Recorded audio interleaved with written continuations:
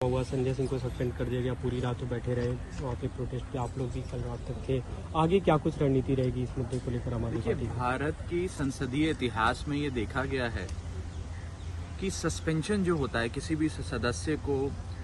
सत्र के लिए निलंबित कर देना, सस्पेंड कर देना, बहुत ही rarest of the rare occasions में ये हथियार का इस्तेमाल चेयर द्वारा किया जाता है। और अक्सर ये हथियार का इस्तेमाल ऐसे केसेस में किया जाता है जब या तो किसी सदस्य ने चेयर की प्रति या किसी सदस्य के प्रति आक्रमण किया हो, कोई एक्ट ऑफ वायलेंस हुआ हो, कोई कागज, रेजोल्यूशन या किताब फाड़कर चेयर पे फेंकी हो, या माइक तोड़ा हो, या कोई इस प्रकार की बहुत ही आपत्तिजनक चीज करी गई। लेकिन पहली बार देखा गया कि इस देश के एक बर्निंग इशू पे, एक ज्वलंत मुद्दे पे, हमारे देश का एक अभिन्न अंग मणिपुर जल रहा है, उस विषय पर बहस मांगने के लिए जब एक सदस्य चेयर के पास जाकर दरख्वास्त करने की, निवेदन करने का प्रयास करते हैं तो उन्हें सस्पेंड कर दिया जाता है। ये पहली बार देखा जा रहा है और ये दिखाता है कि शायद बीजेपी में अब टॉलरेंस का रत्ती भर भी अंश नहीं बचा है और उनका एक ही लक्ष्य है कि जो भी सांसद आवाज उठा रहा है बीजेपी के खिलाफ या बीजेपी के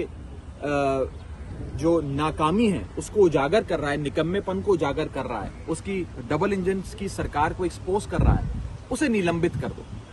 आज एक बेहद बड़ा राष्ट्रीय सुरक्षा का मुद्दा बन गया है मणिपुर। जो मणिपुर से हैवानियत भरी, बर्बरता भरी वीडियोस और फोटोग्राफ सामने आ रही हैं, इससे मुझे लगता है पूरे देश का दिल दहल गया है। आपने देखा कि कैसे एक कारगिल युद्ध के समय हमारे देश का एक जवान, एक सूबेदार जिसने देश के लिए लड़ाई लड़ी, देश की प्रभुता अखंडता की रक्षा करी,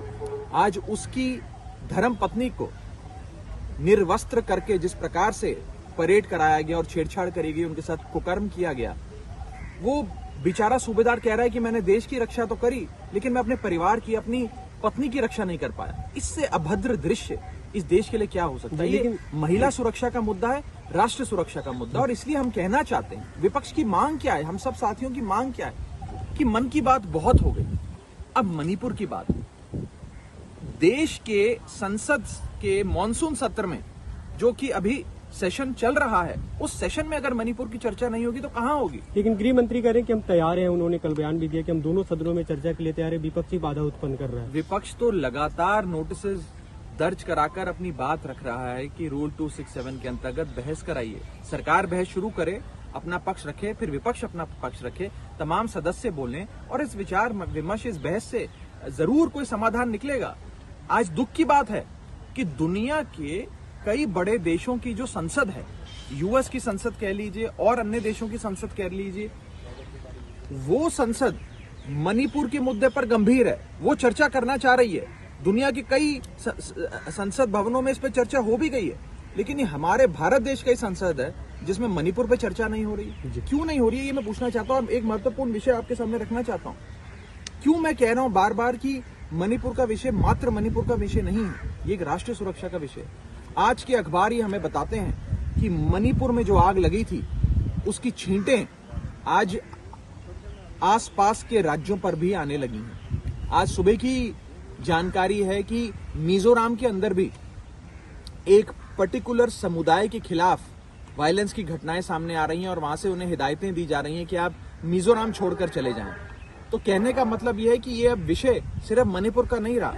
ये एक प्रकार से पूरे नॉर्थ ईस्ट का मसला बनता जा रहा है। इसीलिए हम सरकार से हाथ जोड़कर विनती करते हैं। लेकिन आप लोग जो सवाल उठा रहे हैं सदन में, डेकोरम और डिसिप्लिन की बात कर रहे हैं, जो राज्यसभा के सभापति हैं, कल उन्होंने कहा उससे हम समझौता नहीं कर सकते, सभी सदस्यों को सवाल उठाने का अधिकार है, आवाज उठाने का अधिकार है, लेकिन आपको डिसिप्लिन मेंटेन करना चाहिए, जो संजय सिंह नहीं कर रहे थे, उनका ये कहना था। जब जब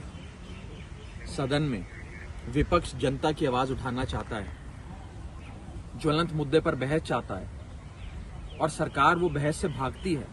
तो इसी प्रकार के लोकतांत्रिक हथियार लोकतंत्र को मजबूत करते हैं। ये मैंने नहीं कहा, ये अरुण जेटली साहब, उस समय के राज्यसभा के लीडर ऑफ अपोजिशन, और सुषमा स्वराज जी, उस समय की लोकसभा की विपक्ष की नेता, उन्होंने ये बात कही थी कि इस प्रकार से विरोध दर्ज करा के सदन को ना चलने देना भी संसद को और देश के लोकतंत्र को मजबूत करता है और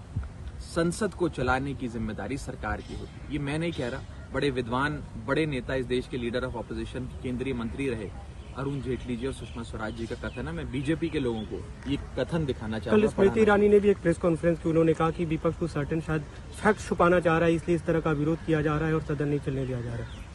कि मैं उनको बस यही कहना चाहूंगा कि मणिपुर के अंदर केवल breakdown of law and order machinery ही नहीं हुआ है, केवल ब्रेकडाउन ऑफ कॉन्स्टिट्यूशनल मशीनरी ही नहीं हुआ है, मणिपुर के अंदर ब्रेकडाउन ऑफ ह्यूमैनिटी भी हो गया है। और मेरी हाथ जोड़कर विनती है केंद्र सरकार के तमाम मंत्रियों से, केंद्र सरकार से, कि भारत के संविधान का पालन करें, आर्टिकल 355 और 356 लागू करें और मणिपुर के गवर्नर के आह्वान पे, जो रोज चैनल पर आकर खुद कह रही हैं, अखबारों के माध्यम से कह रही हैं, इंटरव्यू देकर कह रही हैं कि मणिपुर जल रहा है, मणिपुर को बचा लो, तुरंत प्रभाव से एन बीरेन सिंह की भाजपा राज्य की मणिपुर सरकार को बर्खास्त कर राष्ट्रपति शासन मणिपुर में लगना चाहिए, प्रेसिडेंट्स रूल लगना चाहिए, आर्टिकल 356 का